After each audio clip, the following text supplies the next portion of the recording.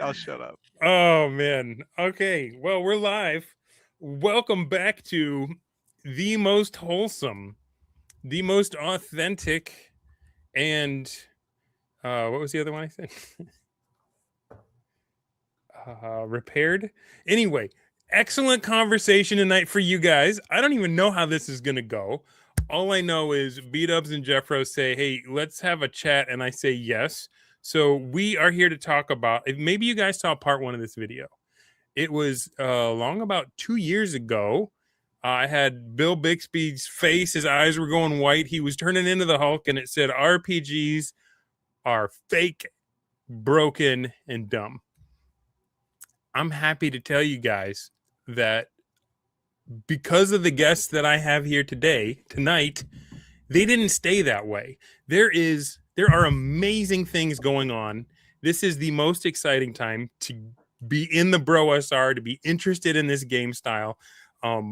So I kind of wanted to have them come on and just take a victory lap. For those of you that stay to the end, I'm going to be giving away one of my copies of Winning Secrets to one lucky audience member tonight. So stick around and I'll try not to botch the technology on the drawing for that. Welcome back, gentlemen. How you been? What you been up to? Yeah, I have to say that the RPG space is totally different right now than it was in 2024. We had nothing but ankle biting and complaining and people saying we didn't explain what we explained and saying they can't understand us and you haven't made it a game module, you haven't published your book. It was just on and on and on. And it looked just at the time, it looked very, very dark. It looked very dark indeed. But today, I would say that it's obvious how decisive our victory is just on the basis of how bad the arguments are coming from the ankle biters right now compared to 2 years ago. The goalposts have moved so far in this period of time. I'm like Rip Van Winkle, waking up and you're like, who's this George Washington guy, right? What are you talking about, right? I'm like that, except it's the BROSR, that has taken over everything. The things that people used to complain about, they don't complain about the same things. They really have to reach hard to try to find something that proves that we didn't win as decisively as we did. So, yeah, and you're not the only one noticing that. I'm trying to find it. There was a Substack that R. Hampton posted, and I'm probably not going to find it in time because I'm not prepared. But basically, he was talking about how two of the things he's trying to do is figure out this old school style of play and shut up the detractors that are getting in the way. And I'm going to keep searching. I'm going to find it in here somewhere. Well, while you're doing your stuff, BDubs can make this show interesting. That'd be cool. I would appreciate if somebody would. Oh, well, okay. I can try. I want to thank Jeffro for meeting me here today. This is very short notice. I reached out to the tribal chief and was like, we haven't done a Dundercast this summer, and we should be doing a victory lap. So I want to thank Jeffro for joining me here, and I want to thank the guy who always causes the downfall of the perfect heist crew for joining me here as well. That's what you look like. You look like the guy in every heist movie that causes the downfall. Yeah. Hey, he's like one job. He's like the one that's like, no, I love to kill people in this perfect non-kill heist crew. I refer you to every single Traveler Bronstein I've played with either of you. You look like one of your Traveler Bronstein characters. You look like you're just ready to pull any second for no reason on anyone in a moving vehicle. Anybody got some betrayal? You can't with that look, you just can't respect the heist. You just got to take them out for not acknowledging your greatness of having that mustache and those ridiculous glasses at night. His nighttime glasses. And Yeah. I will say, if you think the show is dragging right now, that if we're dying right now, just wait till I ask Dunder to bring up the slide I requested. Oh man, I Oh, can't man. wait to explore right. the what was the apocryphal? What did you have? What were you going on about, Jeffro? Let's see if we can run off all 4 listeners. I'm I'm not gonna find this. I'm just not prepared. Dunder. I know, man. I've been out of the game. I've been rusty. I stepped back from gaming. I stepped back from the YouTube channel, and you guys just drag me right back into Right. it. Let's go ahead and you get were that. a better player. You're a better player than a dungeon master, aren't you? That's what the Umbros characters, that's what the Umbros players would say to his dungeon master. I mean, the one that survived his lethality, his madness. I think Dunder took all the wrong lessons from the BROSR. He was like, yeah, you kill all your characters every week, right? It's like, no, bro. No, okay. We do realize. You We guys do gotta stuff. realize I didn't kill any of those characters. They all died of their own dumbness. Oh man, I've heard the was stories. I'm not convinced, Dunder. I don't know if they're whining Glorious. or you're like a psychopath, like That's one of your actually traveler what I characters. learned from the BROSR. Like my first time playing with Jeffro. Kill every character. Congratulations, not kill every my character. friend. Just don't feel bad when people face the inevitable consequences of their own poor choices. It's okay for the DM to laugh at them in this moment. Dunder, you feel good, actually. You gave the first, like, B-Dubs and I had seen player plans against GM run characters and non-player characters for years, and we'd seen every dumb plan ever, and we've all, every time we said, okay, it worked, you win, because who can say no to a stupid plan? Especially an entertaining one. You always go with it, because I mean, you don't want people to just die all the time, and there's no rule that says that the dumb plan doesn't work, so you can always rule it however you feel like, Yes. And the players are never going to go against you if they win, so everybody's happy. But you, to my knowledge, were the first person in the D&D space to use a dumb plan against another player character. Yeah. And then not only that, like I hear that our critics are very concerned about the fact that the BROSR is primarily online. But no, I actually took your plan to the character that it was being operated against in the friendly local game store of my town. Mm-hmm. And him and 2 other guys who were not really acculturated to BROSR precepts, like, they had an entire game session that centered on dealing with some other player's really stupid plan, which was totally devised by you. And that was gaming gold. That was some of the most engaging and compelling D&D I've ever played. I was on pins and needles wondering how it was going to turn out, because in my mind I was like, there's no way that my plan that I wrote out ahead of time and sent to you and had to trust you to run it from my character, I was like, there's no way that survives an entire. And then I'm running the plan and having to create parts of the world on the fly that were implied by your plan and implied by the things that the players at the table were asking about. And then I would like paint myself into a corner where your plan no longer had anything to do with the world. Right. And then there's was like consensually negotiated, right? And when your players communicate to you, like, there's stuff that's in their head that they think they said, but they didn't maybe necessarily get it all out, right? Like I was thinking B-Dubs in the Traveler one, where I had my elaborate plan about how I put like shaped charges on one of the wheels of the car, right? So that when the gal tried to escape, I could blow the wheel and then catch up with the thing after she thought she'd escaped. But I just didn't. I interpreted that as you exploded the entire car. Yeah, that's how I interpreted. I was just thinking, guys, that this meat space discussion and all this is actually an early form of docketing. Is actually what that is. Yeah, this idea that you're going to take the concept, you're going to be like, okay, here's my rule, and then it's like, well, that's cool, but it's PvP, so I got to adjudicate as best I can in a real life gaming table. That's like a form of docketing. And then at the same time, that what we were doing patron playing years ago, becomes like, I have this idea of my character, but in the adventure session, the PCs are going to try and destroy my patron because they don't like that I stiffed him on some agreement, and then that's docketing as well. But we'll explore that. That's all very interesting. But I'd like to get to this really boring quote first. Okay. Let's go do that. Shall I read it? Would you like me to be the one to read this? Okay, give me your best NPR voice. All right, we'll see. We've got 33 people watching live. We'll see how low we can get that number. Get the hell out of here, everyone.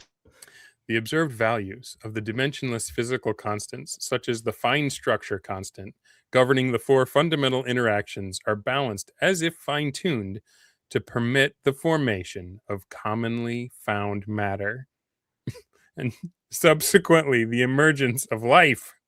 A slight increase in the strong interaction, up to 50% for some authors, would bind the dineutron and the diproton and convert all hydrogen in the early universe to helium.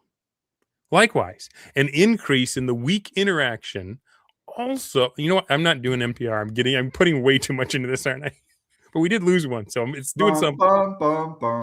Likewise, an increase in the weak interaction also would convert all hydrogen to helium. Water, as well as sufficiently long-lived stable stars, both essential for the emergence of life as it is known, would not exist. More generally, small changes in the relative strengths of the 4 fundamental interactions can greatly affect the universe's age, structure, and capacity for life. Why the heck? What is going on? Why am I reading this? Look. Okay, the idea is, because there's like a question. It's a mystery, to scientists. Like, why is it that every single thing about the universe is perfectly tuned to allow for life to exist, right? And it's a mystery because there's no possible explanation that could explain that the universe was like designed. Like, that's obviously not true, right? Yeah, we've got to dismiss that a priori. Right. Like, there's just no way because that's like not science, right? We know that is not science, and we can't have that. It's against our precepts, and we're rational. We're not like those other people. Yeah. So, but you still have the mystery remains. Why is it that everything is just so perfectly attuned for life to happen and life to exist? And if you changed any of these 4 cosmic numbers to any amount, or these forces, if you tinker with them at all, then all life ceases to exist. I mean, almost as if there were like 4 pillars holding up the nature of reality, even, you might say. So the way that we tiptoe around the possibility of like how do we deal with this? And so it's really a variation of wherever you go, there you are, right? So when you're like sidestepping an obvious truth, and you're trying to be a smart guy when you do it, then you really have to come up with like a tautology to provide sort of a fig leaf covering for your complete lack of any kind of coherent and intellectual thoughts. And in this case, it's like, well, look, of course the universe is perfectly tuned to allow for life to exist because we're in a universe and we're alive and we're observing it. So it has to be that way, right? And this has to do with RPGs, because if you're in a successful campaign that is highly engaging to the players and people keep coming back and it's dynamically growing and it's kind of generating conflict and scenarios and a shared lore and a shared universe, a shared milieu. If you're in a game like that actually works the way RPGs were once advertised, then you're in a BROSR campaign. There's just no other explanation for why you're experiencing that. And the only explanations you could come up with are ones that have a self-imposed giant blind spot conveniently located right over the source of where it's coming from. Right. And that's what, when you see critics that are trying to talk around this, none of the critics that are criticizing the BROSR are in a successful, engaging campaign, right? I mean, it's just obvious. None of them can get a group of players onto the Dunder Moose show to talk about how exciting the campaign is. It doesn't exist. You get a lot of other stuff, but you don't get that. Yeah, you get a lot of theory. You get a lot of like theory, like, man, this would be great, or I wrote this thing. It might work for you, maybe, but if it doesn't, buy my next thing. Yeah, You know, it's armchair DMing, where you don't have any skin in the game. You're not in the arena getting your butt kicked, but you feel free to throw stones at the ones that are actually in the lab. The bros are actually running campaigns, and even though Jeffro's taking a break, he's doing some theorizing. He's studying whatever this quote is. he's in the Kalam cosmological argument. Sure, yeah, why not? But I'm in a real campaign, and I'll tell you, this quote applies. Sure, why not? While you were reading it, I was like, this sounds like Umbros. This is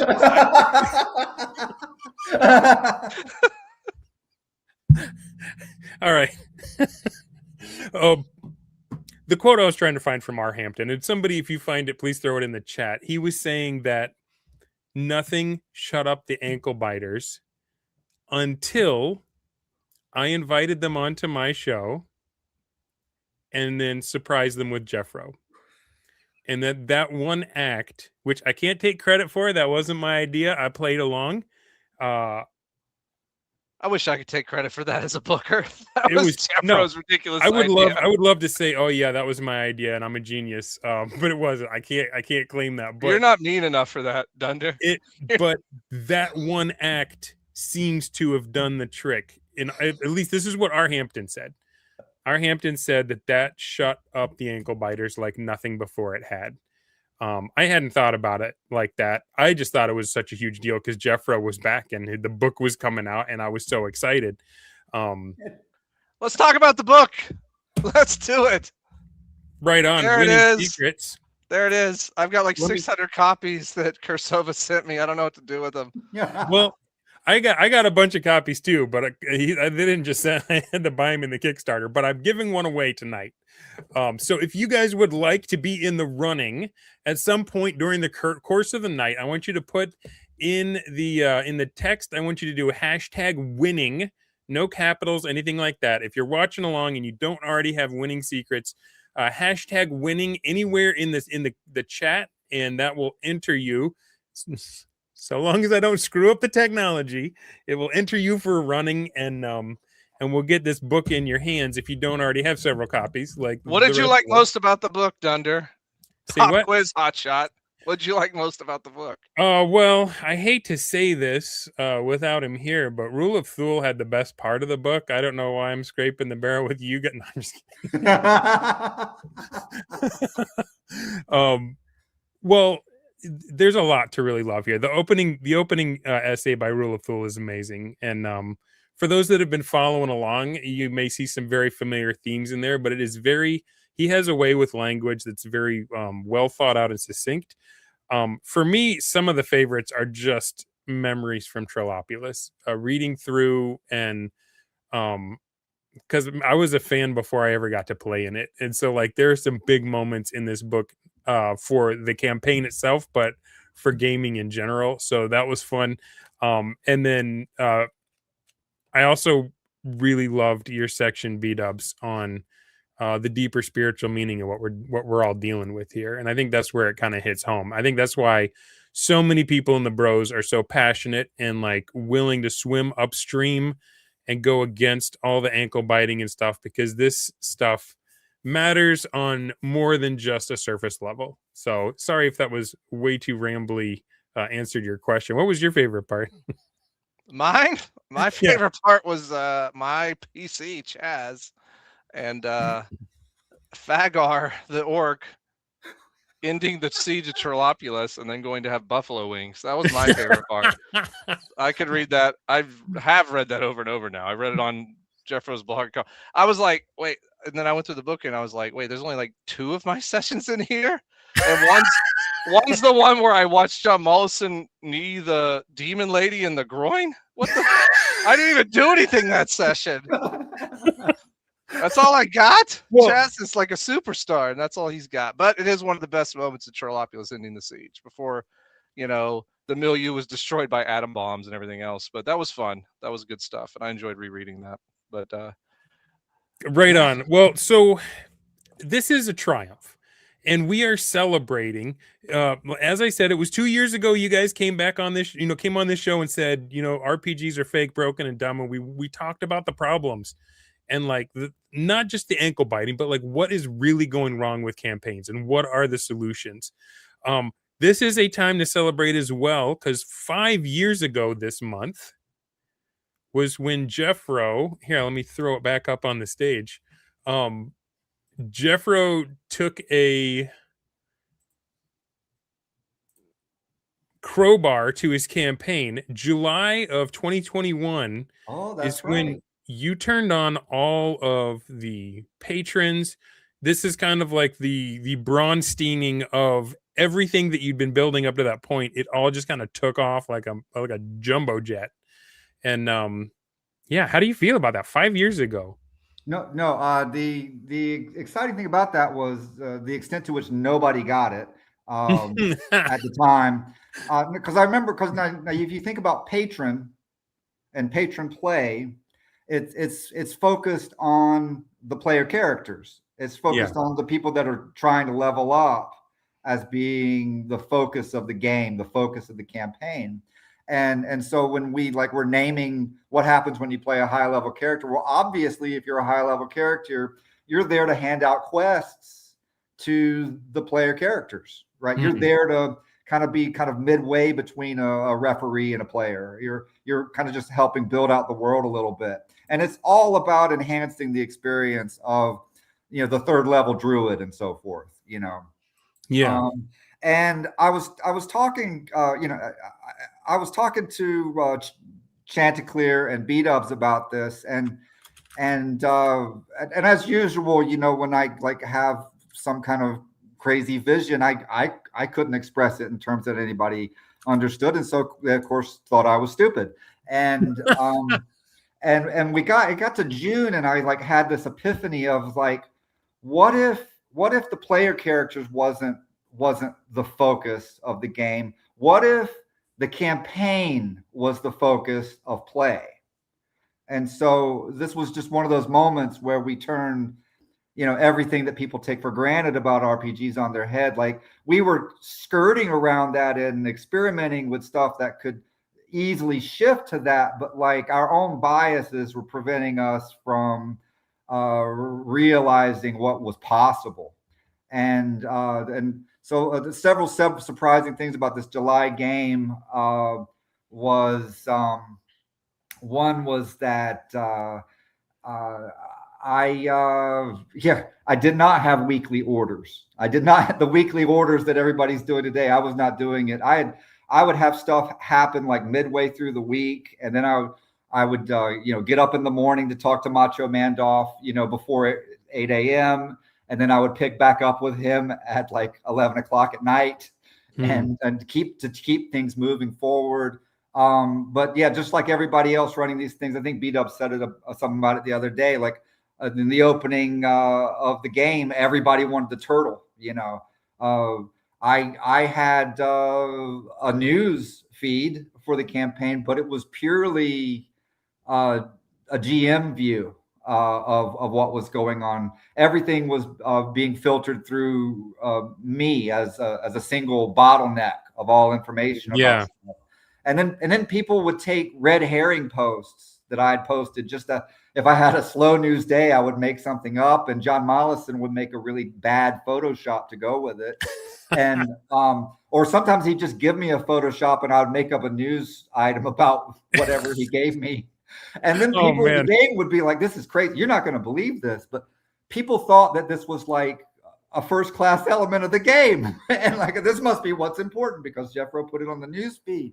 And so, I mean, I know, you got people serious DM around, and, they never played games not in a world where these things weren't understood yet, like, but yeah, it got through.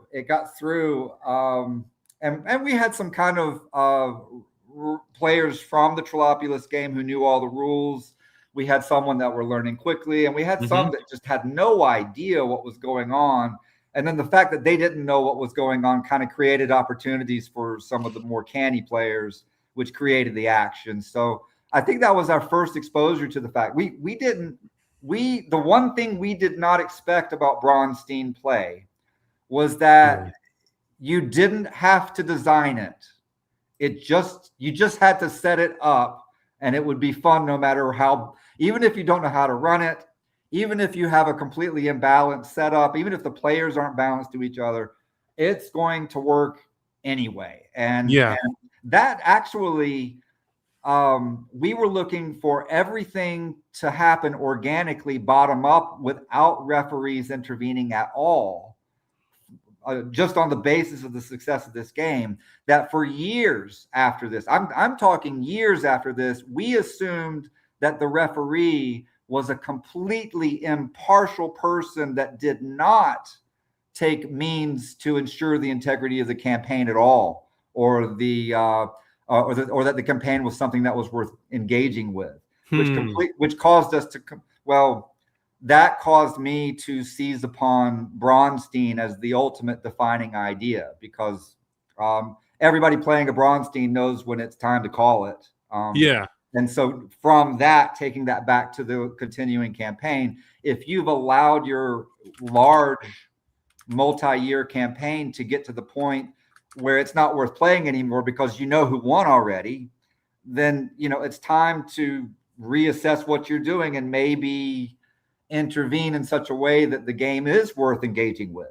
So that was where just a big shift in BROSR philosophy. You don't hear people talking about the referee as Crom anymore. I'm sure if you search that on Bradford Walker's blog, you'll see the dates on it from when that was like the dominant view. And I don't think that's the case anymore. So just to get to the player side, because I don't know how much of that I feel like you are usually the one running it. So I don't know if you get to see what's on the player side, but well, I didn't get to play in Brovenloft. Yeah, you got ejected from the game. I heard about it. I wasn't there for this. But the example you brought up earlier, where you wanted Foam the Gnome to come up with a plot with the other two guys that had been kind of shanghaied by Belbaz or Zeblob or whatever. I was nervous as could be, waiting to hear how my plan interacted with a team of live players in the moment, thinking that my guy was dead for sure. From what you told me, they were horribly nervous when they realized that they were up against somebody else's stupid plan and not just something the DM was making up for them to win, right? Oh yeah, absolutely. They the ringleader, Goldenrod, was an expert D&D player. At every table he goes to, he was the guy telling people how to roll their characters, helping them with the strategy. And I feel like that this was the first time that he was on the other side of the player character party. That what he got to feel like what it's like to be the monsters, I love that. What it feels like to be the monsters. Oh, but I'm not the only one that had that experience, because I vividly remember where I was when I was giving you those orders, and like I was like grilling food in my backyard and waiting for your text to tell me, here's what they're doing now, here's what's going on, and if you had any questions about what my guy would have done. Brian Renninger, Fluid the Druid, has a very similar memory from when he was going up against Elric of Melnibone. He knows the beach that he was on in Alaska at a party, and it was raining, and he was going back and forth waiting to see if he was going to get destroyed by this high level character, or what actually happened was he made off with his sword, right? And so for those that haven't had a chance to play this kind of stuff, just to kind of let you know why the early experiments were so exhausting for the DMs, is it was so engaging and so fascinating, and everybody was trying to use the dungeon master as a video game controller and push all the buttons to win. Right? It got deep like that in Brovenloft. I have memories like that of like being with my kids at like a park or something during Brovenloft, and like, you know, the GM is like reaching out like, well, Chanticleer's firebombing your city. What are you gonna do? And I'm like, you know what? I don't even care. I'll make a stupid meme post about it at this point because I'm chilling with my kids. That we live in the real world space. These dweebs that say that we don't play real games, so it doesn't matter. We have real lives. We It's have true. social lives, my friends. We don't. Is it happening in real life tables? We wish it would happen more. We're all trying to push it. We're trying to do it. I'm trying to push Scooterfer to run an Umbros, which is a Bronstein campaign I run now. But there are going to be times with the Type 2 Bronstein, which is sort of the play-by-post style. For those of you that don't know, that haven't ran Umbros or Reddit or read BROSR, Those are, yeah. the Type 2 is sort of the play-by-post. And it's very, very solid. It just kind of hangs together. And now with Scene and Goss and docketing, and as the guy who gave you $10 for some reason, God knows why, it's one post at a time or one order at a time. You know, one order at a time really helps the DM. It's like, okay, you can take those orders. I just this week in Umbros with the play-by-post, I switched it to taking the orders on like Sunday night to adjudicate on Monday, and then I kind of set things on the calendar for the week. And I was doing like Thursday to Thursday before. It was so confusing. But like setting it like a real normal week as like today, I found it a lot easier. So there's like little things like this that you do to adjudicate these games that are just social tech, or like getting your head right. And that's what Goss and Scene and Dockety are, because I think we have some people that are probably tuning in for that. Frankly, guys, those are new-ish developments. They're not really in Winning Secrets. Winning Secrets is more about coming to these great realizations of what this stuff is and why it matters. And then, you know, Goss has been around for a couple years with Doomstone Crom, and you know, I kind of cleaned it up for Umbros in my version, and I championed docketing and in Umbros. But Scene is like new, like, Yeah.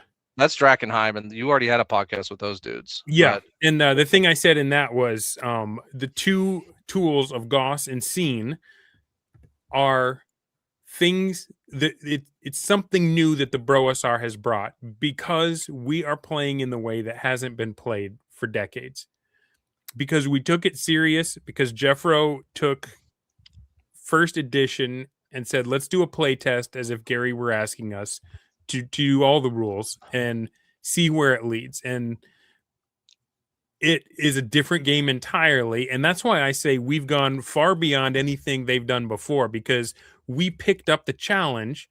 We hit the barriers that they were pushing up against. And this is the only group that has been like, okay, what do we need to solve these problems and keep it going? Okay. So Goss and Scene are about, how do you manipulate the fog of war? Fog of war is missing from conventional play altogether. Dunder. Go ahead. You got the title of the show. It's the opposite of RPGs are fake, broken, and dumb. Right? Right. That's the title of the show. I'm gonna explain the new title. You do it. I will give you the frame. I don't have the screen up with your freaking YouTube title on it, so I don't know what it says. Real, authentic. Real, authentic, and brilliant. Okay. All right. I'm gonna sell it. Authentic, whole, and brilliant. I'm gonna sell the title of this show right now. And now you know that RPGs, as understood by most people and experienced by most people, I mean, you just look. Well, I think that the Mythic Mountain Folk tabletop guy, he did a BROSR post recently, and there was a footnote in it where he gave all the evidence for why RPGs don't work, according to most people. He had a bunch of links on it. So, you know, just find his post, look at that footnote. It's a big blob of a footnote. It's a really good gloss on why the normal experience in RPGs is just terrible. And so yeah, let's flip it. RPGs are the ultimate expression of wargaming development. They were developed to solve the biggest problem in wargaming, which was how to run a continuous campaign with all levels of play being, integrated, and how to keep it going, how to turn these large games into a continuing social event as well. RPGs are therefore, honestly, no doubt, no joking, no exaggeration. They are the most interesting game design product in the history of the world. Agree. And of course, as we all know, as we've documented, this type of game that was RPGs, as you were just saying, as they were developed, they ceased to be played almost entirely around 1980. And now, as we've been doing this research to revive what we saw in outline form in AD&D, we would come across problems and we would assume like, oh, well, I'm sure Gygax knew how to deal with this. It's just not written down. And then we would try things, and then we were solving problems. And the whole time it was like, we had this expectation of like, oh, well, it must have worked at some point or he wouldn't have written it. Yeah. And then we also had all these people telling us like, oh no, well, they never did it like this. And, I think they were right. We interpolated into existence a game that had never existed before. We saw problems that no one in the 1970s could get to because of cultural reasons that prevented people from getting enough iterations and coherence and common language to actually make progress on some of these types of problems.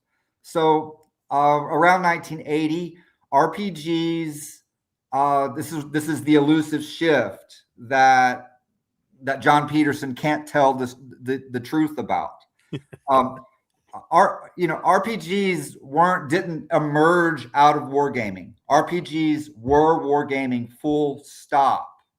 And what was called D&D and what is called RPGs since then is a completely broken non-game. Like it literally doesn't work. The more BROSR like you run it, like playing raw or allowing the chips to fall where they may, the dice to fall where they may, and so forth. Then you will get an incrementally better experience from it.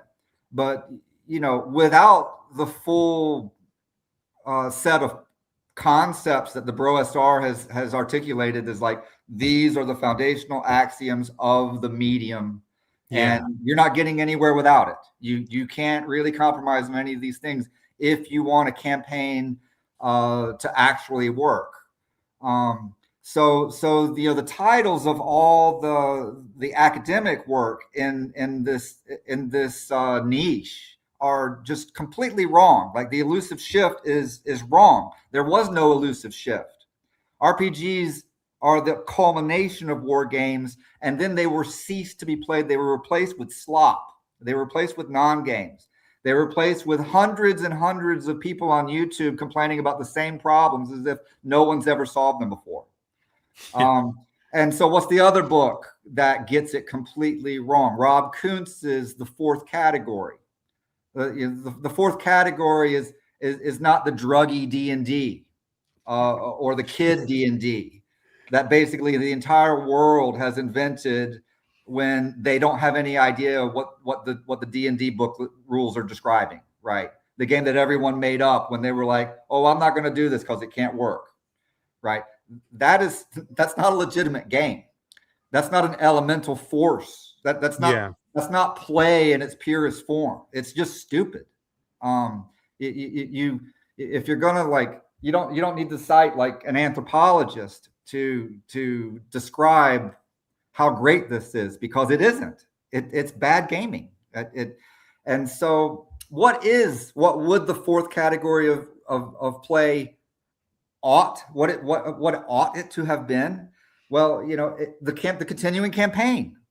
That is the legitimately new idea that was only ever written down in the D&D, in the early D&D rule sets, AD&D and original D&D. Yeah. There were continuing campaigns being run before that, but as I've said elsewhere, like even the greats, even like the people who like laid the foundations of this idea that would ultimately feed into D&D, none of those guys lived in a world where their rules and campaign concept was worth being published. That means that there was never a revision of any of those things. That means that there was never a group that took a very specific campaign and rule set and ran it independently and then gave feedback back to them. That's something that the BROSR enjoys every single day, right? That's something that we take for granted. Nobody had that in the 1960s. Nobody had that before then. If I like when I say like, oh, none of these people in the past understood the campaign play dynamics at all. This ticks a lot of people off. They're like, well, show me the insightful pull quote from Henry Hyde that we all say, oh my gosh, that's brilliant. Like, that's as brilliant as Serious DM's scene mechanism. This answers all of our problems. This is it. This is it. We've been sitting here doing this by trial and error for 6 years, and we've been scratching our heads. We knew that things are off, and we wondered what it was. But there it is. The answer was in Henry Hyde's book about war games all this time. Gosh, we're so embarrassed. If that existed, somebody would have rubbed it in our faces by now. So it doesn't exist. It doesn't exist. The greatness of RPGs and wargaming campaigns, all the good stuff got put into D&D. Like all of the good ideas, that was the state of the art. You don't look back and be like, gosh, you could have written that a little bit better. It was like, no, that was the state of the art. Full stop. And here's another thing we had. You started Trilopulus, like that was the first experiment, but then just like in scientific understanding and moving people like BDubs, you left that campaign and started your own. So many people left Trilopulus to start their own BROSR campaigns, and they were able to recreate the results. That's wasn't a flash in the pan. The methods. Yeah, it's because the methods are recreatable. When you get the rules zero dweebs, nothing matters. Rules don't matter. Life doesn't matter. Gender doesn't matter. Politics doesn't matter. I hate my father. All that crap that the 5e and 6e guys do. That's like, they can't recreate anything except I am a golden god. Like they're the one, Dennis from Always Sunny or something. Like it's just them. They are the world. I am the world. It's in my brain. You can't have co-DMs or whatever, because whatever it is they're doing with just making up rules as they go, and they don't care, there's no foundation in rules, it's not recreatable. And even me going over to run Axe, it was recreatable because I could take the concepts that were so state of the art in 1E as Jeffro discovered them, and I re-upped them as I went, and it would even work in Axe. It would work in anything. You can put it to travel, you can put it to anything. But I want to slow down and go back, because Jeffro said D&D is like, it's like the pinnacle of wargaming, and that is so true. But I want to make sure, if you're a wargamer listening to this, and your name is not John Mullison, we are not talking about you. You are the lowest of the low, paint huffing loser with no friends, who can't even get a game together to have one war game battle. I don't want to hear from you about how I always said D&D was a war game. We always said that people avoid you on the street and do not go near you in the soup aisle. That's what we always said. Because if you're saying that, you absolutely, if you are not in Umbros currently, if you're not currently in the Umbros campaign, I am certain that you offer nothing to the discussion of D&D as a war game. Not one possible iota of a concept. Nothing. You bring nothing to the table. We don't want to hear from you. I don't want to see your replies. I don't want to see your chat comments. Okay? Don't tweet at me except to apologize. If you want to apologize and say, please take me into the Umbros campaign, BDubs, I'm so sorry, that's fine. You could do that. You're not the state of the art, okay? Because wargamers in the year of our Lord 2026 are dorks that paint crap and try and beg people to do war games with them, and then when they can't, then they go and play a solo war game, and sometimes they film it in their dingy basement for all the other morons to look at. Okay, that's what they do. You're not state of the art anything, okay, except for maybe like new versions of like syphilis or something. I don't know, but you're not getting anything that's helping anyone. Oh my gosh, Nobody's gonna write a book about what any of you guys say, okay? You could say Tony Bath 5 times into the mirror or something, and no one's going to appear and listen to your stupid ideas. It's not going to happen. Okay. Umbros is the state of the art. Winning Secrets is where it was discovered. BROSR was like the next step after that, and How to Win it D&D was like telling you where everything was going. Those are like great ideas and great concepts. And unless me or Jeffro's writing it, I don't think anyone can do anything that's interesting or write anything interesting about this subject right now. No. The important thing is that, like, when in 2020, when we were playing with 1-to-1 time, yeah, right there, we already proved right there that all of the clones were wrong. Like every D&D clone that cut the timekeeping rules from their version of OD&D or AD&D, they were simply wrong. And then the next thing that we got from that, like the fact that OSR standardized on BX, right? Like, I mean, poor Alexander McChrist. I feel so bad for him that he took that really stupid game, that obviously inferior game, and then tried to develop it into a playable game without having any idea what was intended by the previous iterations. Like, that's like insane. Like talk about reinventing the wheel. And everybody that tried to reinvent the wheel came up with something inferior. It's just like you wasted your life. It's a shame. It's basically like, if you look, the boomers that were like, how can we monetize this D&D thing? They're like, well, sell it to moronic kids at the toy store. It's like, cool, but then like 25 years later, like, that's it, man. That's it. The Toy Story game. That's the game that we need to run in our 50s. But look, they just everyone looked here into the future and saw bobbleheads as far as the eye could see. Yeah, well, I mean, they didn't even know how much it could be monetized into like a lifestyle brand for, you know, people that have to take HIV medicine. But let's explore docketing, scene, and goss, because that's what everyone's here for. So I'm going to quickly do this. You don't have to ask questions. I'm going to define it for you very, very quickly, guys. Here's the thing. Docketing is where you take something such as a war game that seems to be implied by the actions of your campaign, and you put it on like a little form and anyone can run it. That's it. That's docketing. Generally, war games are best for this, but you can docket anything. Next, goss is how you pierce the fog of war by the DM having some sort of random determination of when a player takes an action in the world, it becomes something totally hidden, or the person who they targeted knows about it and the person who did it doesn't know that they know, or something in between. Scene, but then the DM does that. The DM has to adjudicate that. The DM has to write the post and tell the player, or tell the game world the news feed, blah, blah, blah. Scene is genius by DM Serious, because the DM or the player can make the roll, however you develop that chart, and we're still working on the best charts for this. And then it is some sort of a revelation that goes into the news channel that the player has to compose. And the reason this breaks the fog of war problem is you're no longer, in most cases, bottlenecked by the DM.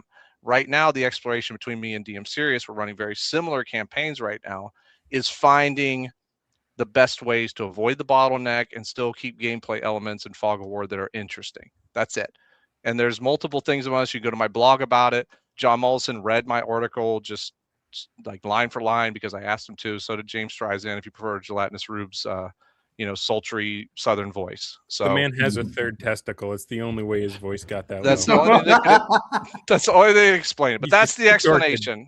If you want the like how to use it in the exact gameplays, Umbros has a version of Goss. It's okay. I'm still working on it. We're still working on Scene. I'll probably put it in like Umbros 2 or something like that. But it is what it is. But that's the general gist of it. And if you're not a moron or a war gamer, you can see why this fixes the fog of war problem.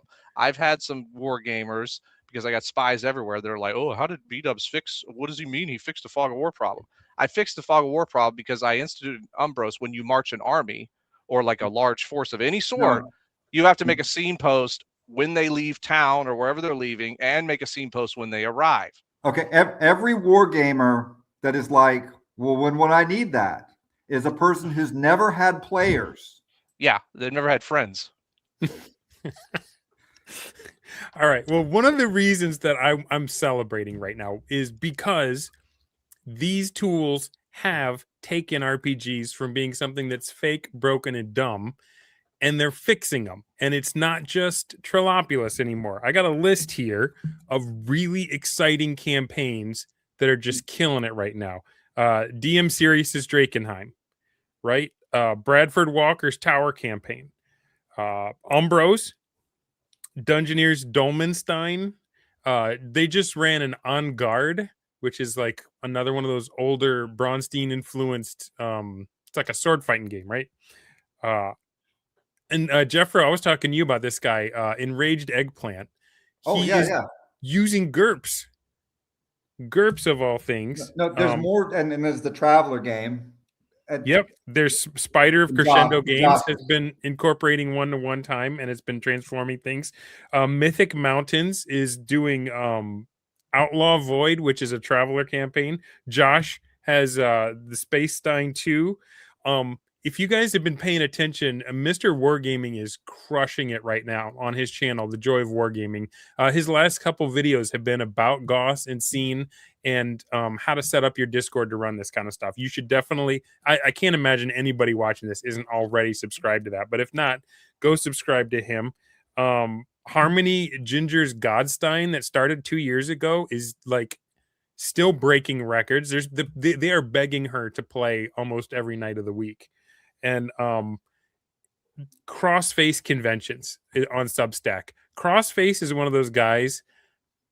He just has amazing ideas.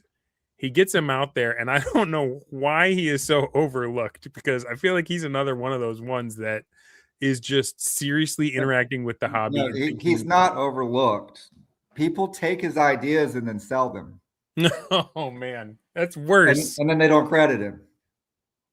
That's so much worse. So everybody type hashtag thank you Crossface, because I mean he was the first one out there saying, hey, even 5e can be run as real RPGs. You know, doing his with Beef Bus, the after school stuff, and he was telling you, hey, if you can only get 5e players, here's how you make a real game out of it, right? Well, that's a lot of what Drakenheim does, is it tries to make 5e work for this, and there's a lot of rules that he does.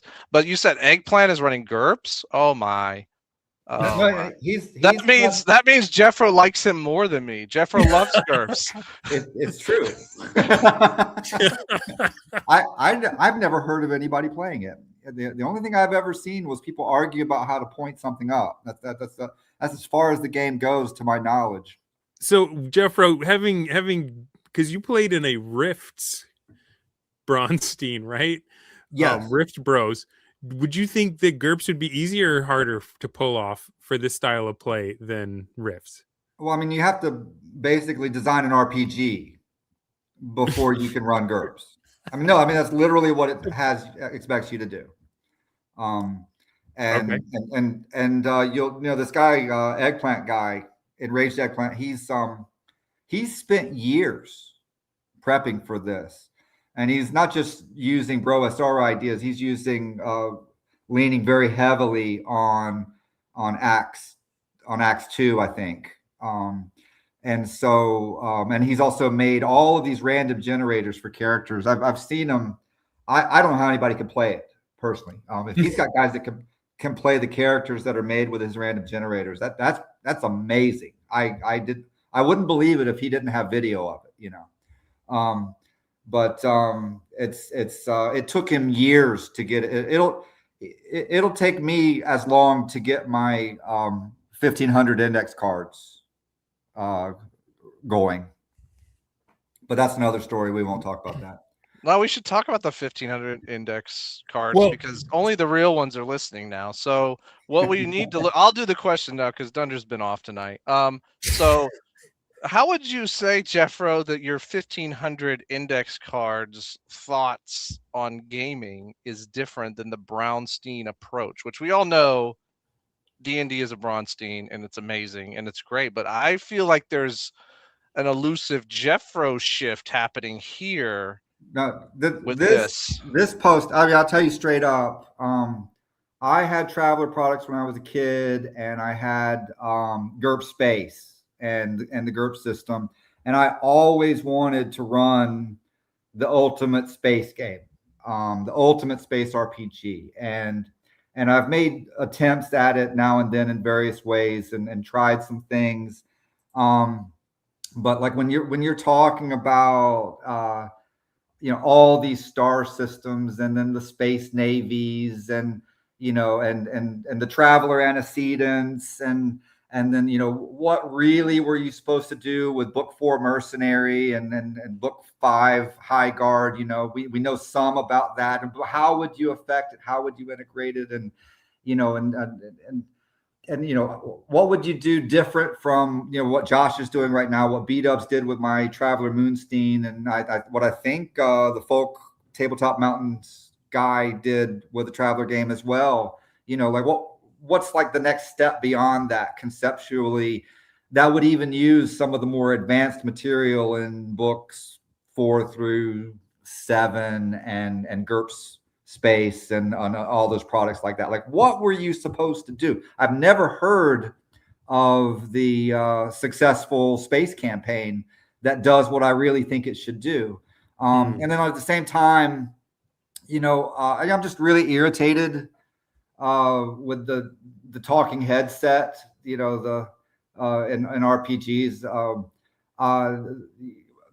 Critical Dom dropped a video about these 1500 index cards, talking to, I think it was Jeff Berry at some con. And I was like, that is just such a massive story.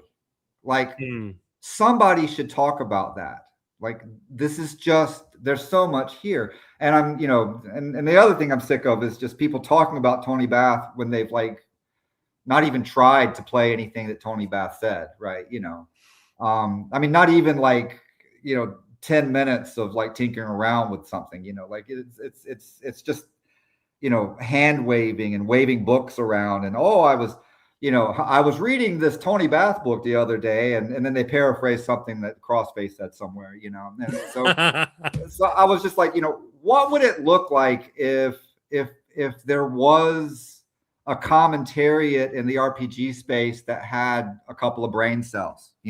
What if, like, when a really hot story was like laid out, like what would the follow-up look like if somebody actually did it? So like I just sat down and I started writing, and I think that piece is like, what is it, 10,000 words long or something, 12,000 words long, just to follow. It was that M.A.R. Barker style of game is fundamentally different from anything anybody's ever done over the past 40 years, and nobody's talked about anything like that. But if they do talk about it, they translate it back into some kind of like dumb conventional framework. And so it's just a thought experiment of like, like stop, like just set aside all my preconceived notions, set aside my bias against prep. Let me think about the implications of this. If I was actually going to try to be like M.A.R. Barker, like right now, and like what would it look like? And so this piece is just I would write 1,000 words or 2,000 words, and that would be as far as I could think about it.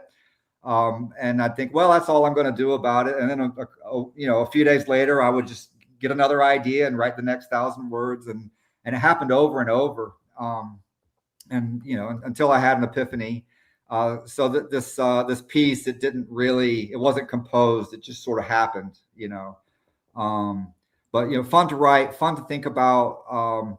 Every spare moment I do circle back to my dream space campaign. It's probably never going to get off the ground, because if I'm writing an essay, that's where all the creative energy goes. So it's just like I have to like have nothing else to write about for my Traveler campaign to get any love. But on the other side, there's a couple of essays that I see that deal with some problems that I have encountered already, and it's like, well, I need to really think about this one thing and this other thing. So those are very likely to happen. So this is not going to happen anytime soon. For a while, I was like, this is the greatest idea ever. I've got to hurry and get 1,500 NPCs. And well, it's a type of prep. Like, we're so anti-prep, and then lesser channels under Dunder are like making whole channels just about, oh, prep sucks because Dub said it 4 years ago. But this is like mega prep. This is like, what if you don't just prep, but like you let the game world breathe and live on its own, even outside of the player's behavior? Like, that's very goes against like bro tendencies and Bronstein approach. Here's my argument against that. I'm glad you said that. But when we did the Traveler as a Bronstein, which, as I understand it, is a really freaking fun way to play the game that I invented. Heck yeah. Heck yeah. And it's exciting enough that people are making it better and improving on it. Which, so,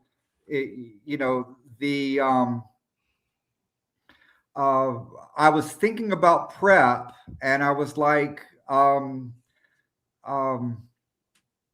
why is it that prep sucks? Why is it that I hate it? Why is it that I never use it? And so I just put myself in the space of like, well, if I'm playing these NPCs, and I don't do this all at once. Like, I'll roll up an NPC, and then a few days later, I'll come back and put them on a planet, and then I'll think about what's happened there, and then I'll do that somewhere else, and then after a while, I'll have several of these NPCs set up, and then and there'll be like kind of a convergence, and so even though it's completely lame and solitaire, and I don't have any friends, and nobody's playing this campaign, and it's obviously a failure, even though I haven't even really put that much into it. My theory was, and this hasn't been proven, this is just completely a hypothesis, it's completely speculation, but my thinking was, if I do the abductive reasoning with actual player-like entities, day to day and month to month and week to week, then my subsector map and the setting that derives from this will be more internally consistent and more coherent, and it will have the same qualities as an RPG campaign that's been played in very heavily, even before players come to visit it. And so what I dislike in RPGs is when the fluff, the game material, the fake, everything ever produced by the brothers Keith, for Traveler and BattleTech, I hate all of it, because they're like the failed aspiring novelist who was like, oh, I could be really great in the RPG space. I'm a nobody as an author, but I could be the top guy in RPGs. And the problem with it is that their author brain creates this universe that is incompatible with the rules, that doesn't derive from the rules, and it doesn't derive from play. And so when you use their material, you end up with a bunch of junk that causes problems for anybody that's actually trying to use the rules. And so so this was my theory, was that, okay, if I play my gigantic space setting into existence incrementally, then I will have sidestepped this problem that is created by people who are creating just dumb products. I think please clap. I think the point of prep, and correct me if I'm wrong, but to me it's kind of the no prep movement was kind of like karate, in that it was not meant as a replacement for your weapon. It was meant to give you the skills to survive long enough to retrieve your weapon if you got disarmed. And so we had to go through no prep, those of us who were new to this style, to get used to that mental shift that where the players want to go is the important thing that's going to happen tonight. That it's not on the rails. It's you're going to chase their passion. No. And once you graduate from that, once you've been able to do no prep, then you can prep meaningfully for stuff that matters and not things that are just going to get wasted. How would you guys? No, you're completely wrong. I created the no prep movement. It's mine. I created it. I was the one that created the hashtag zero prep, no prep. I used it. I don't care about any of that. I don't care if you teach yourself how to be a good DM. If you play in bro games, you play in bro style games, you'll become a good DM because you're going to be around good people. I created the no prep thing to dunk on the lowest of the low prep addict weirdos who want to sit around and draw maps all day. That was the point of the no prep hashtag. I have no use for those types. Hey, if you want to go and watercolor your maps alone in a room away from me, I think you're wasting your life and your time, but I will judge you. I will judge you harshly, and I don't want you around. I don't think those type of people should be around gaming, is my point.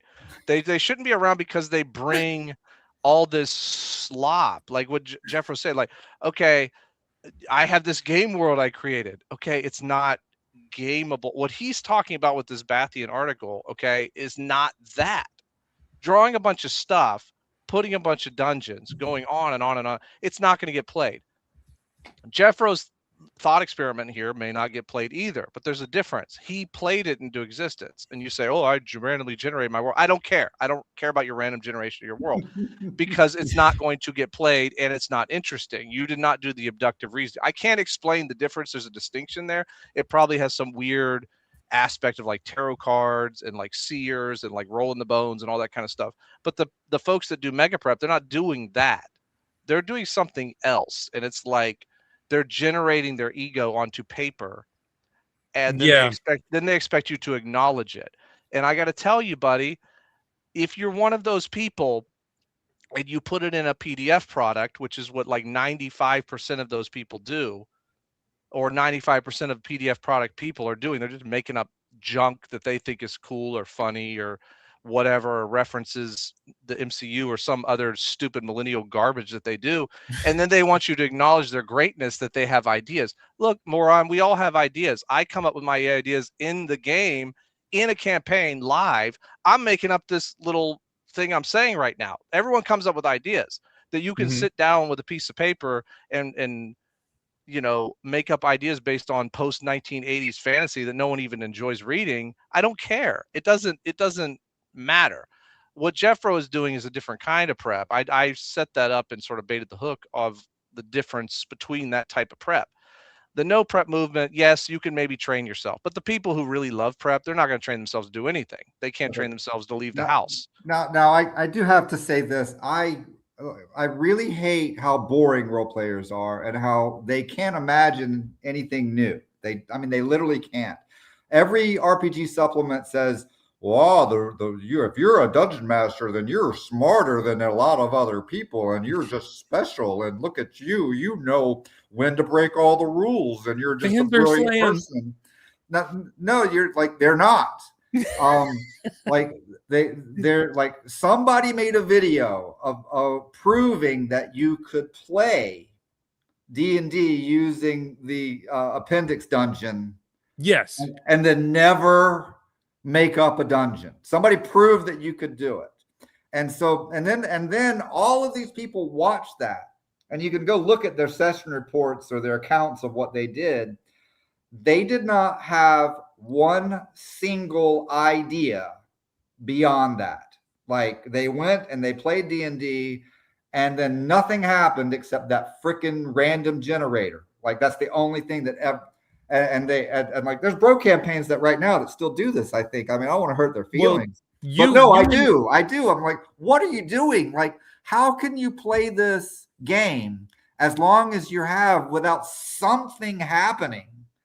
where you like no longer need those random generators anymore, because so much is happening in your campaign now that people are engaging with the stuff that is happening. And so you're not going back into that slot machine and turning the wheel again and seeing what gets out of it, because enough stuff has been instantiated onto the wilderness map and in the dungeon environment that things are there that are moving with intention and that have plans and that have dreams and that are very, very vicious and cruel and mean, and that the players have to spend all of their time responding to. Like, why didn't that happen? So they should be put on an index card. That's the deal. Well, what I was going to say was that I started down that path, and you guys both, to your credit, tried to correct me early. I wasn't at a point where I could understand what the problem with it was until I looked at it later. And of course, you guys were right about that. But there is something about a thing that is randomly rolled in the moment, showing up for play, almost like seen, right? Like if it wasn't seen, it didn't happen. And then abductively reasoning what is going on here as something that the players were there for. And then that becomes part of the milieu. When I was playing Umbros, when I was DMing the Helldelvers in Umbros, I didn't do that random stuff anymore. I had an idea in my head of who the players were, and especially like the Norse mythology of the region. And I was like, okay, this is a trip to a floating underworld in the sky, and I'm gonna just run with that. And I remember people asking me like, well, why did you put a winter wolf right at the border? Like, didn't you know that could TPK the entire party? And I was like, I wasn't really thinking about whether it could TPK him or not. He's brutal. Like, he's a I was like, no, DM. There is a guardian of the gates, right? Like if you're going to the underworld, you have to overcome this. And I was like, first thing I did, bloody dog Garmer or whatever, right? That. I eliminated that immediately when I took over Pros. You're too lethal. Thunder.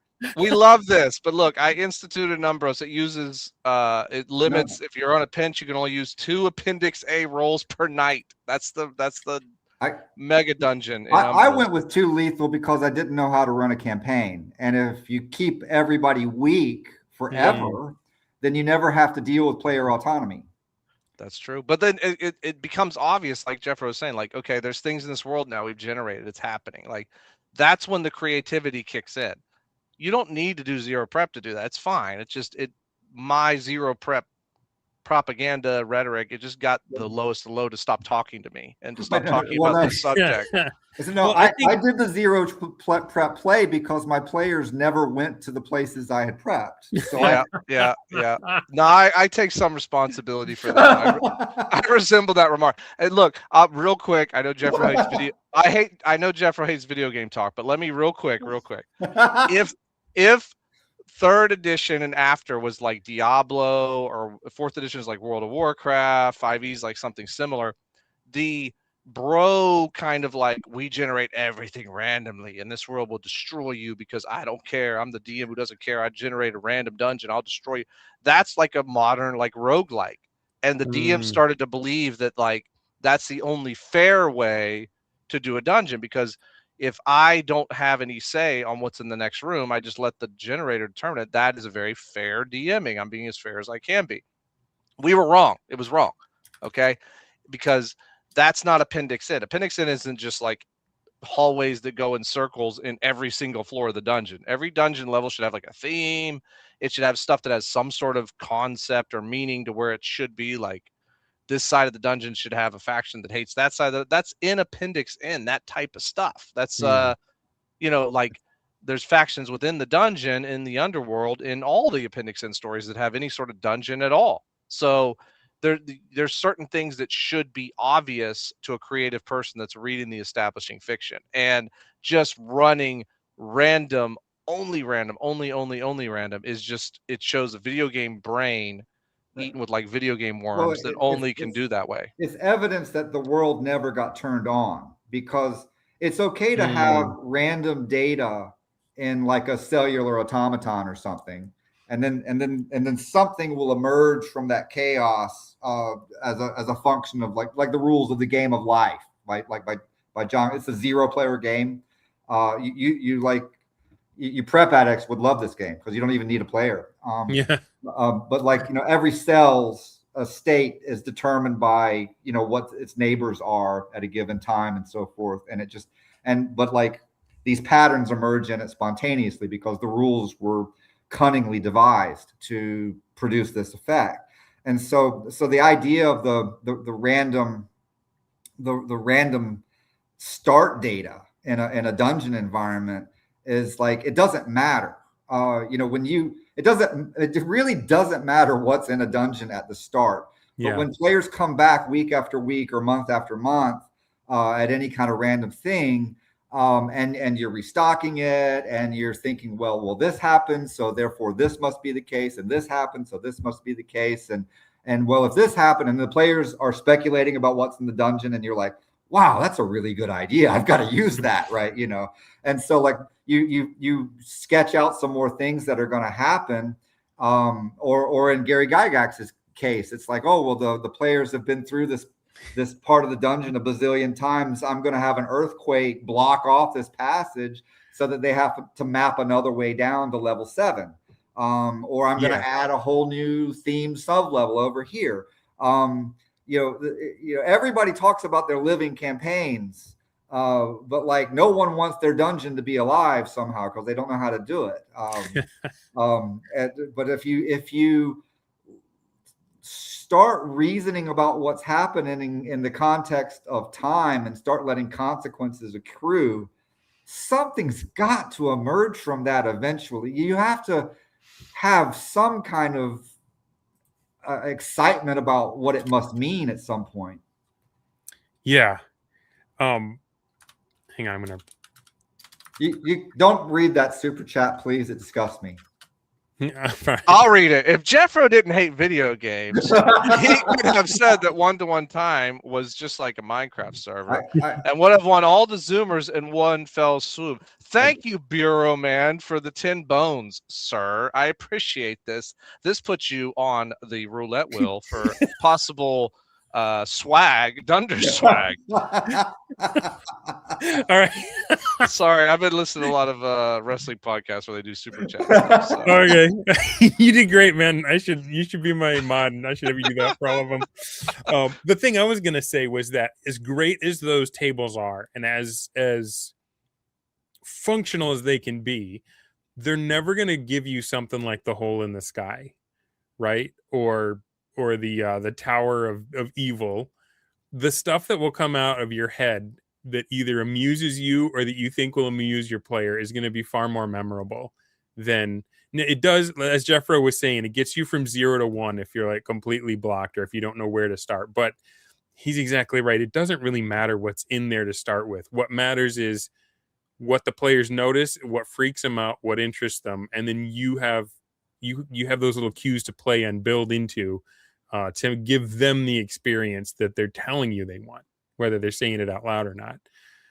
No, and the places where people go back to several times and where there are multiple gigantic battles. Like I think there were 3 mass combats fought on at Mount Glovermore. Glovermore. and then the Cave of the Were-Cementar. Oh man. We went back so many times and we were thinking about it all the time. And we'd go off and do other things and then come back and revisit it. Like it was those places that exist for a long time and have a lot of interaction. They really do. There's a realness to them, and we were talking about it when we played in them. Like we told Fluid the Druid when he runs the game to not use a sketch map. To just describe it and let us think it, because every time we thought about it, like we imagined the things that we did there, the bugs and the statue and the hole with the thing crying at the bottom, like when we played with like a Microsoft Paint image of all the things that we could see in the passages that we could go, like then that was what we remembered. But when you interact with these fantasy environments with nothing but your imagination, then like your memory, it goes in the same parts of your mind as things that you've actually done. Like you have actual memories of these places. And yeah, like I still have in my mind the last readout. It's Monk who survived the 10th floor of the Tower of Ultimate Evil, and how like just the fact of his monk skills meant that he could climb down when everybody else was getting killed. Right. You know, like that like I'll never forget that image, you know. I have that with the statue with the boobs of Opar. Chaz went there the week before the session where everyone got the big score. Like he was like he got like a minor score. And that was, I think that's why I dropped the campaign. It was like, this fucking sucks. I missed my score. I'm out. Because the week before I was like, Chaz, like, oh, I don't want to die. It's late in the night. I'll just take like one gym from here, like a small gym. And Jeff was like, all right, well, that didn't anger the statue. It's cool. Go home, make your little score. And then the next week he has like what in the winning secrets he calls like the greatest shit in D&D ever. And I was like, I'm over here running my like Axe campaign. I'm like, man, what's going on? Why am I missing out? This sucks. But I can picture that freaking statue, man. I can picture being scared. Like if I take that out, I'm screwed. I'm not gonna the ones that got away. Yeah. Oh no, it is. That is what real adventure play. Like yeah. Jeffro's moving towards thinking like we should all just do type 2 Bronsteins and that's all that matters, or session, like heck with the adventure stuff. That's the discussion that's happening in the back channels that y'all will see when Winning Secrets 2 comes out. But like, so when Winning Secrets 2 comes out, is it going to be all about Chaz and foam? I mean, my parts will be, but yeah. But you know, but for me, I'm like, I can't give up those moments. Like I had those moments, I had those memories, and if you play in these types of games, guys, you will. It isn't just about raw or random generation or anything. It comes down to, and this is what one of my essays I'm writing for part 2, it comes out to making your mark on the world. And that's what players really care about. And you can do that at the adventure tier. And for these just awful players that we deal with now, you have to train them. You have to train them with the adventure sessions. Okay? Yeah. Oh, look, I see. If Dunder Moose can kill your PC, you suck, and you need to learn a lot. You need to learn a lot more about playing D&D. Okay? He can't even dress one himself. Radioactive rock, and it killed everybody but the dwarves. Look, he doesn't even know how to take his sunglasses off at night. This guy can't function in real life. That's the Dunder catch right there. I'm gonna. Oh no! We haven't talked about Durs yet. No. Go ahead, Jeff. I don't know anybody in the scene anymore because it changed so much in 2 years. But like it was somebody who was like, yeah, you know, I played a lot of these bro games. It's like, yeah, okay, whatever, man. He's like, I killed Dundermoose in a Bronstein. I'm like, he was so proud. He was so proud. That was Raptor. He got me. Got me. I was pretty disappointed. I had surgically implanted a landmine in my chest cavity, and it went off. Surprised everybody. Surprised the DM. I'll tell you that. Surprised me. I loved that character. He got cursed by Jeffro, like the very first decision I made. And it was. We got to bring Moonstein back. Moonstein 3. Let's go, good. Jeffro. Come on, we got to do that. Use your 1,500 note cards for Moonstein 3. Let's do this thing. So I have a bigger question for Jeffro, kind of like more of an overarching one, and it's something that I noticed as we went along. It seemed like there were times when everybody in the bros were satisfied with what we'd come up with, and you were the only one going back and going, no, there's still something not right. There's still something we need to work on. And I'm just wondering about your process. Like how was it that when everyone else was ready to just sink their teeth into, you know, the first type of Bronstein we came across with all of its problems, what is it that kind of tips you off when you're like, no, this isn't there yet, you guys? Because sometimes you had to go against guys in the BROSR. Sometimes you had to cross them to let go of stuff that we had like started to build a castle around and say, no, that might not be it, guys. So can you tell me about that process a little? No, well, I mean, it was just playing. It was just playing the game. And I don't know. I mean, I am a genius. You know, Well, and clearly. it's not my first rodeo. You know, this was not my first project. You know, Appendix N was my first project, and that came after 10 years of playing, you know, all of my favorite games. You Yeah. know, I would go on to Board Game Geek, and I would look for a game that nobody had played, and then I'd be like, I'm going to go play that. I'm going to go write the article about that game that nobody loves. Right? You know, I'm going to go find them, and but yeah, it's just an intuition. That there were just things like I would know there was like that things were not right. And now I always had the benefit of having more experience than everybody else. So I think in some cases Dubs was like a year behind me sometimes. And he would tell me, like, I remember when I was flipping the table and he was like, "Oh, you just got to be more elite," you know? And it was like, Dubs, not right now, man. Not right now. It's still true, but yeah, go ahead. But no, like people, I think that's why it's so nice to be vindicated, because I just don't see the excitement in the vicinity of the people that went against me, and you're talking 80%. And when I did have an idea about what to do, you know, every time I had a new idea, nobody understood what it was. I would have to that first Bronstein session, the first session Bronstein, I had to tell people we're doing this, and they were like, "We don't know what to do." Yeah, I remember. And I'd be like, "Okay, well," I just kept talking, trying to tell people what to do until it worked by itself. You know, but after that, when we had like BDubs and myself go onto your show to review like a dozen session Bronsteins. Yep. Like what worked, what didn't work. You know, like we looked at those. You got to understand at that point, we were deeper into this than anybody had ever been, and nobody appreciated that at the time. Because like, where do you find accounts at the you know from the Twin Cities area and from Geneva of people taking like one idea and then having 12 people look at it and then reviewing the work of those 12 people that did it independently, and then coming back and then synthesizing that and saying, okay, this is where I think this particular game form is going.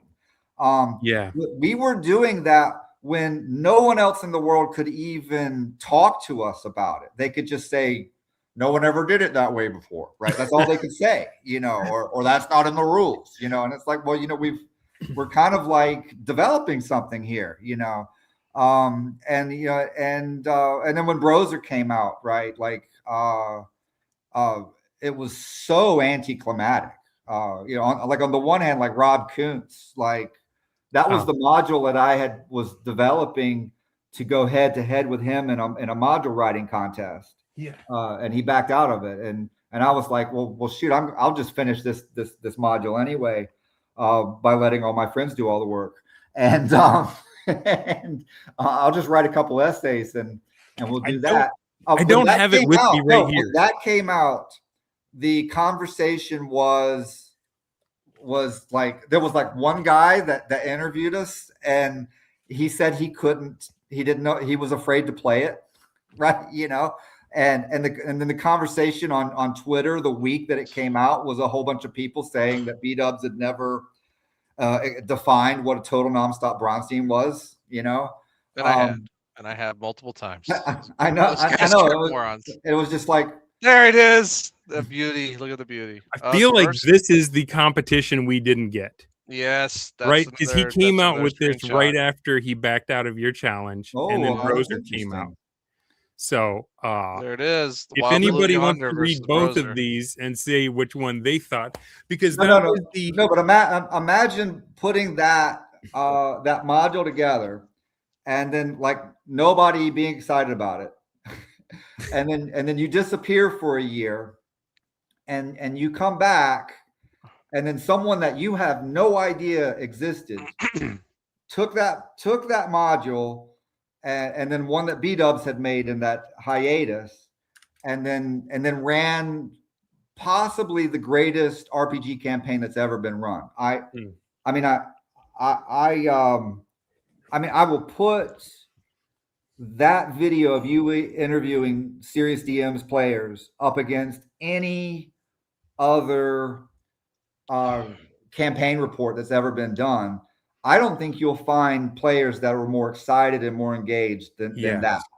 And that was like, and then from out of that, you've got right now, there's what, 5 or 6 people running campaigns that are putting scene through its paces, very, very intensely. And you gotta, like, nobody knew, like, it's an obvious rule in retrospect. It's like, gosh, I spent years not knowing to do that. And now, like, all of these people are picking it up and they're going crazy with it. And it's like, my opinion has changed in the fall of 2024. I felt that there was nothing left to discover. Certainly, there was nothing. There was certainly, given the response, like, there was no reason to invest in investigating anything else, because for all intents and purposes, role players just seem to lack all class, all human decency, all basic norms of good behavior. They're just trashy people that are looking to turn a dollar, like literally $1, literally $1. I know they will sell you literally out $1 for less super chats than Dundermoose gets. Okay, yeah, like there are guys that talk crap about BROSR that made less on their PDFs than Dunder has made tonight on this stream. They're literally, that's what YouTube taking like a 65% cut, and that goes back to the Wargamer lowest of the low that I've talked about. That was a big reason BROSR didn't hit, is there was a lot of Wargamer legacy bros, or like just Wargamer, smelly bros or whatever, that were just like, I don't like this. I don't care that much about this, or I'm going to counter signal it, or what. It's pathetic, guys. I mean, and this is Mythic Mountain Games. He talked about this. I think he was the one that said this, is that Jeffro's genius in all of this was, obviously there's a lot of the rules interpretation stuff, but one of the things he pointed out was, like, he saw a game world and just a world in general that was lacking a particular culture. So his genius idea was just, we'll just remake it. We'll just remake that culture. Yes. And that's like insane. Like, I never thought of that before. Like, and that was why I got in on the Winning Secrets project so hard. Like, and I really wanted my my essay to end with the call to action and like the celebration of the bros that I did, because it's like, the idea of just saying, hey, this world is missing something and people aren't doing a certain thing culturally, socially, etc. Let's just start doing it again. And let's reinvent it from first principles, because our forefathers just destroyed everything because they're morons. Like, okay, interesting. Let's go for it. Let's do it. Can I say something without everybody hating me? No. You're so unanimous. Here's the thing. Who else is going to do this, guys?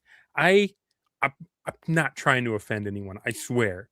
But if you've heard people talk about what it's like to talk to Wesley, if you watch Dom's interview with that guy, those dudes, they get really interested in the stuff that's not the game, and they will talk your ear off for hours about the uniforms that the Prussians wore on this side of the Rhine. And it is, I feel like, I'm not trying to be ageist or disrespectful or anything, but I feel like this is the BROSR is where you need to go to for the people that care about the game and can, like, succinctly tell you what it needs to be better and how to improve it.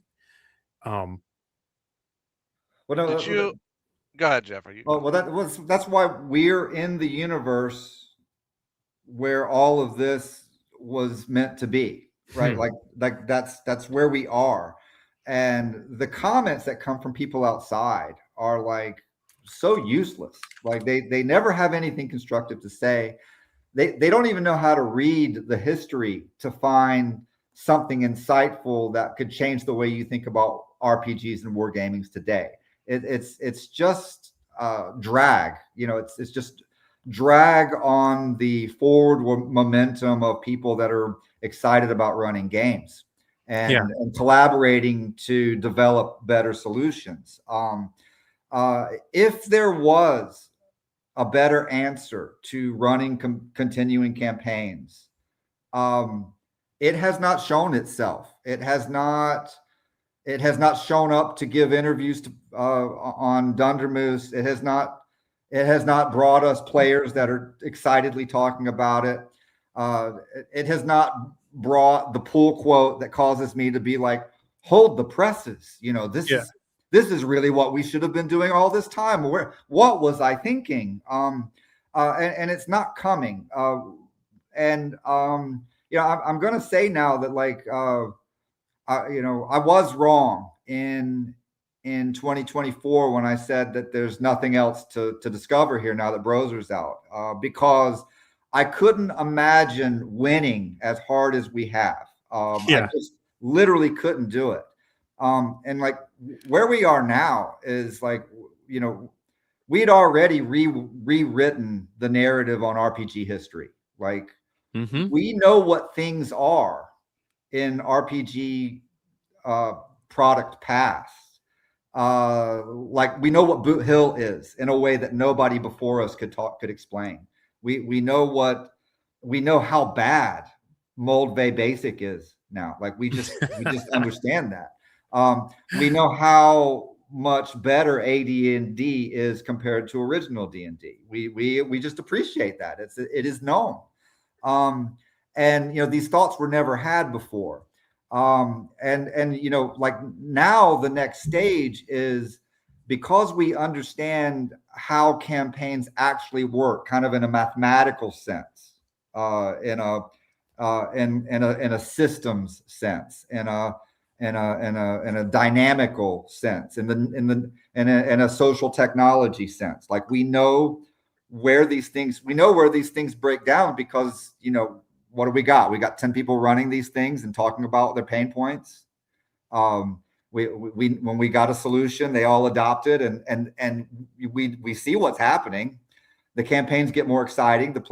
More players come, more players do it, more players start running campaigns. You know, it's a repeat of 2020, except it's bigger. Yeah. And now all of those people are trading notes. The synthesis that comes out of this is going to be really good. And it's not enough now to rewrite RPG history. We have to rewrite all of wargaming history now, because now we can look at anything that was done in wargaming and we can talk about where it fell short of the ideal. Like we can like make objective statements of that. And we can say, oh, this guy over here, he was kind of ahead of his time and he's not appreciated as much. And he clearly was doing similar experiments that we are doing today. And so we could reframe that, you know, and say, okay, well, this is what he discovered. This is how far he got. And this is where he ran out of steam.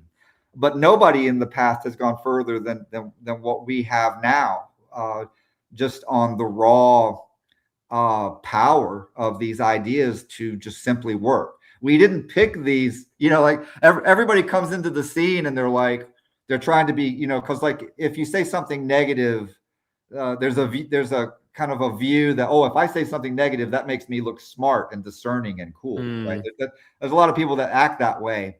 But it's like, and they're like, you know, oh, are you sure drunk the Kool-Aid on the latest BROSR, you know, term, you know? And it's like, no, you know, they really didn't, you know, nobody used one-to-one time because of my personality. Okay. Like that's just a fact. They used it because it worked. That's right. They liked what it did for their campaigns and they couldn't stop using it once they tried it. And by the same token, people aren't going gaga over scene because they're trying to fit into the scene. They're oh, that was a pun. I didn't mean that. Not intended.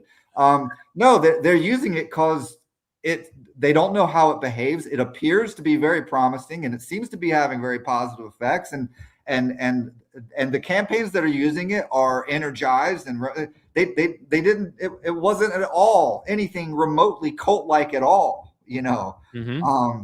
And so it's we don't know. We don't know what the next idea will be. We don't know what the synthesis will look like, but we do know that all of RPG history and wargaming history is a prelude to this. This is it. I want to interject here. Yes. I want to interject here because, look, Dunder, I'm sorry we're not face doxing, but we can all see everyone here is very old. We're old and tired. We're just so tired. If you took off your sunglasses, we see your tired old man eyes. There it is. Look at that. Absurd. Ridiculous. Oh crap, I did it again. You guys are just trying to get me to make faces for your stinking thing. I am trying to we'll talk about that at the end. But look, Wesley is older, okay? He's older. He's an older gentleman, let's say. But if you think I was mean in Winning Secrets 1, my essay on Winning Secrets 2 that I've already started, it's about done. Jeffro's making sure it's like it hits all the points. Thul's making sure it's autistic enough. We're doing the work. We're doing the work, okay? But what I explore in that is something I've said offhand a couple times in these Dundercasts. I don't know how many I'm at. What am I gonna do? Like 6 now of these shows? You're like the top guest, man.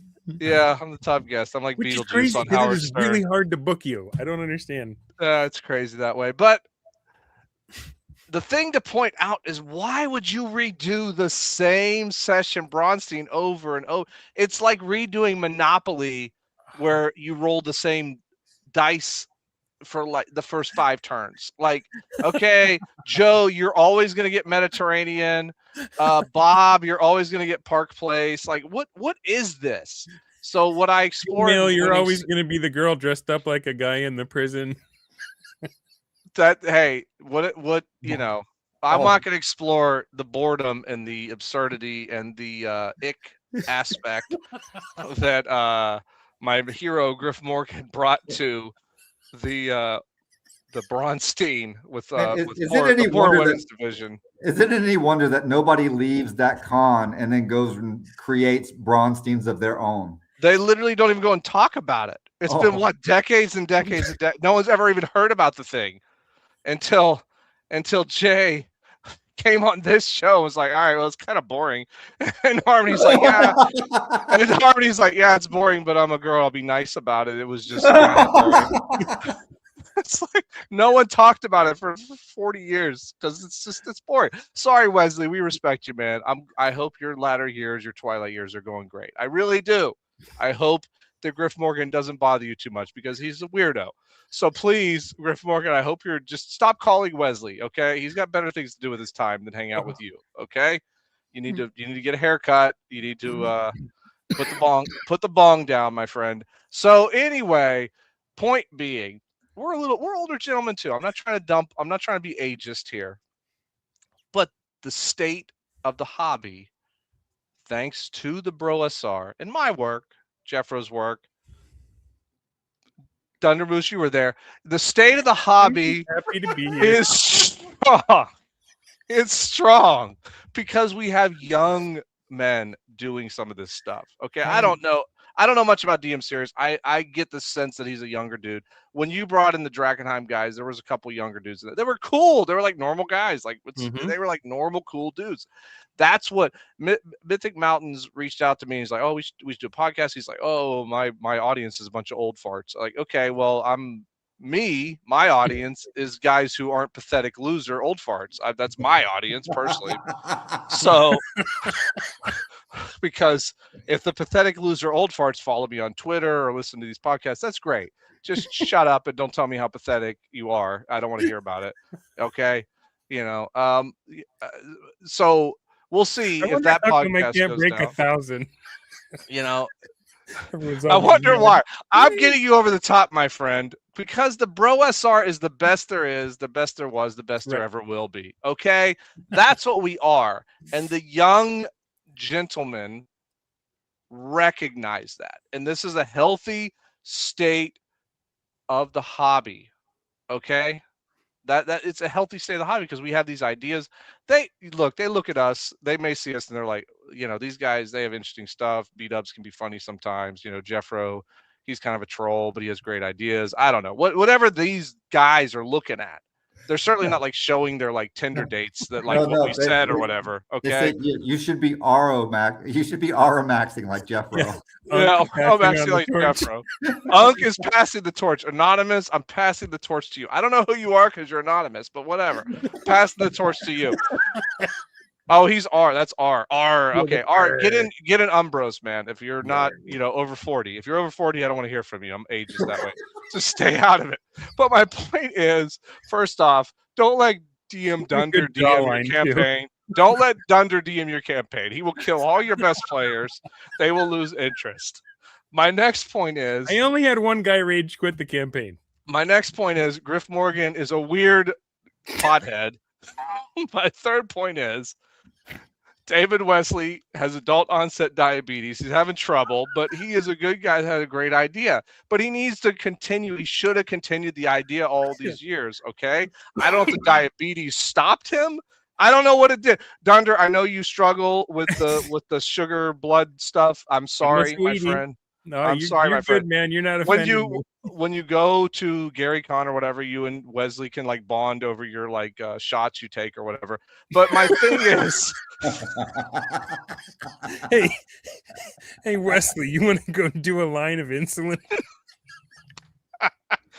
Point is, look, we give the ladies the ick, we give the Zoomers the ick, but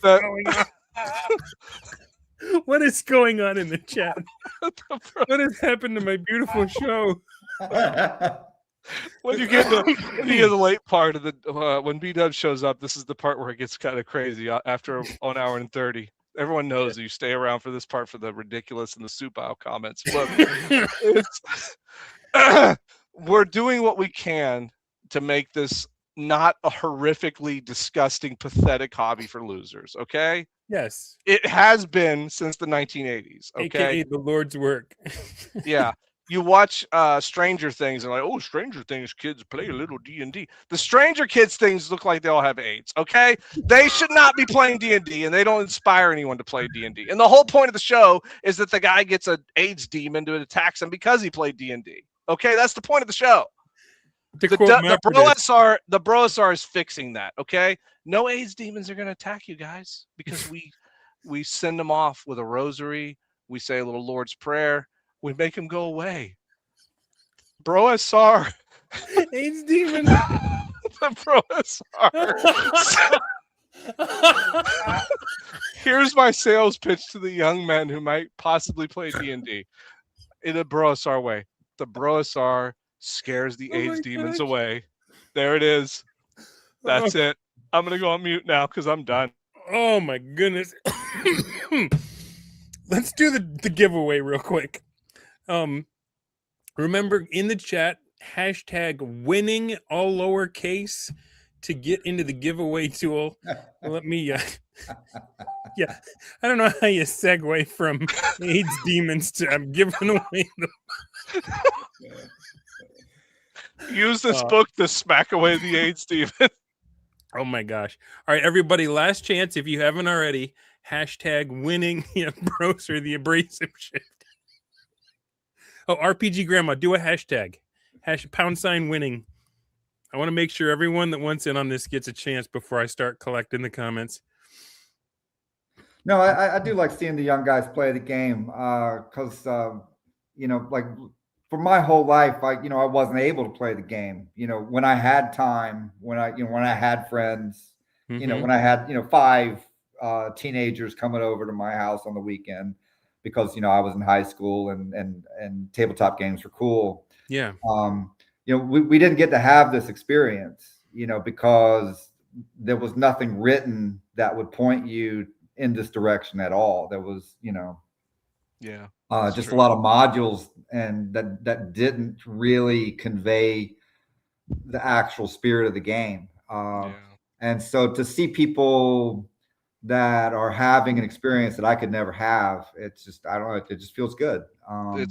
That's very nice and G-rated. But Jeffro actually wrote the AIDS Demon promo for me. He actually wrote it for me. I do like when I flip through YouTube and see these kind of mangy looking older guys talking about D&D. It really disgusts me though. I I don't really like doing these appearances. You know, I'd rather not. You know, I'm grateful that you come on the show. But Jeffro, I love where you went on the podcast about the guys writing like Pulp Rev stuff, and you talk about how terrible Pulp Rev is. That was so good. That was so good. Buy my book, you fucking idiots. They had no idea what to do with that for a minute. All right. The time has come. I'm pushing the button. Let's see who wins. And draw. Ooh. Here we go. It's slowing down. Oh, there went. Oh, RPG Grandma. RPG Grandma wins. Okay, RPG Grandma, reach out to me on Twitter. I am at Dundermoose on Twitter if you want to DM me there, or if you want to email me your information, how I can get this copy in your hands. Go to dundermoose@gmail.com and I will make sure. Yeah, Patty goes rigged. Oh man, and then Hellfinder, just some money for Dunder's sugar grids. I do not have sugar aids. That's messed up. That's messed up. Congrats, RPG Grandma. And you guys really need to get your language together. I do want to say, I remember talking to you, Jeffro, when BROSR came out, and I remember saying to you, I don't know if I'm going to have a channel anymore. Like, I felt the same way you did, right? We were like, we've said what we had to say. We've made our contribution. And then it just took off. What it was the young men showing up with the energy. Yeah, showing up with the energy. I couldn't take it anymore. I mean, I would run games and I would have people come in and try to wreck my game. Just, you know, you saw it when you first came in. Like, I had to tell people to just like, hey, we have a guest. Could you please like act like we have company, because I would really appreciate that. I mean, it was always a fight. Everyone knew I was top dog in the gaming space. Everyone, so it's like when you're in the Wild West, you know, when you're the best gunfighter, then every kid with a pop gun comes out of the woodwork to take a shot at you, right? You know, and that's why I'm doing 1,500 index cards, is because, you know, no one can wreck that game. I can sit and make my 1,500 index cards, and nobody's ugly to me. You know, no one like picks any fights with me. So, you know, but the young people, like, they're not in the kind of the BROSR clique. You know, they just have their good looking friends from all walks of life. They get together and play their games, and they're excited about it. And it's really putting a lot of energy into the scene that I was done. Well, so yeah, so what was 2 years ago we did the Summer of Steen. It was the first one. And then last year was another full, like, I had so many after action reports, and Mythic Mountains even mentions this in his Substack. He said most of the time when people tell you about their game, and this was an amazing compliment and I really appreciate it. He said most of the time when people tell you about their games, it's boring. It's like when a kid tells you about a dream they had where they were eating the popsicle sideways and then the snake came out of the ceiling, but it wasn't really a snake. It was your principal. And, you know, it just doesn't go anywhere and nobody cares. And he said, when you watch This Is Dundermoose and you hear the excitement in the voices of the people talking about the games that they are running using these methods, it's undeniable that it is entertaining. There is something else going on here, and it may be something that you have been missing from your conventional play. So you can get a copy of BROSR for free. You can get Winning Secrets. You can get Umbros at cost from Lulu. If you want a hard copy, you can get it for free on Drive-Thru RPG. You guys can definitely transform your tables right now. There it is. If you want to buy a book from the guy who gave you the AIDS Demon promo, Umbros is free in PDF on Drive-Thru and at cost in print now. You go to tinyurl.com/Umbros Bronstein. That's the link. Umbros Bronstein. Did you get the page fixed that was like a dupe or something? The Winning Secrets backer guy that was helping me fix everything up. He got everything fixed up. It should print good. We'll see. It might cut off at the margins. You'll figure it out. That's part of the fun of a Bronstein, is making this junk work. That's part of the good times. If you guys got duped by this rigged thing that Dunder ran, reach out to me. I have lots. I have like 600 copies of Winning Secrets that Kursova sent me. And if I don't find you to be a weirdo like CM Punk does his fans, then I will send you one. That's fine. He'll send you an original insult.